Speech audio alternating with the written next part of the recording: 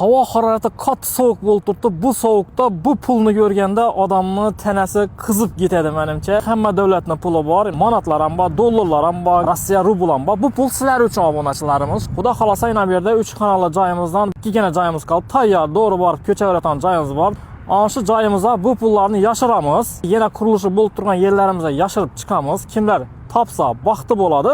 Undan tashqari ko'chada ko'rgan obunachilarimiz ham agar obuna bo'lgan bo'lsa, yana shu pullarni o'zlari xolagan yeridan olishlari mumkin bo'ladi. Esa videomizni ko'rib boringlar. Assalomu alaykum. Yaxshimisiz? Shotiklar obuna bo'lganmisiz? Yaxshi, tushirma, yaxshi yuzingizni tushirma. Yuzingizni yashirib qo'yman. Obuna bo'lganmisiz? Qani ko'rsating qani?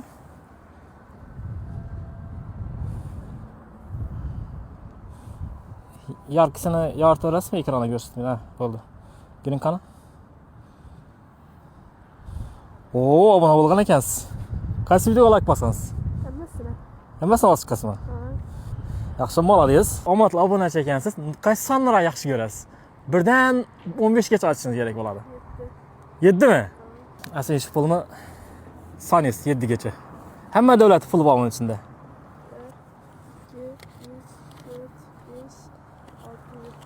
7. 7. Rostdan 7 da chiqdimi shu? Oh. Misaf molodez. Tabriklaymiz. Ishonchli ekan? Boshqalarga tavsiya eting. Hammaning ko'rib, like, kommentlarni yoritib borish. Yaxshi, sog' bo'ling. Obunachilarimiz ko'rib turganlaringizdek. Yana $100 ketdi ichimdan. Endi bu pulni yana shu Shavas City'dagi uylarimizga qo'yib chiqamiz, xudo xolasa.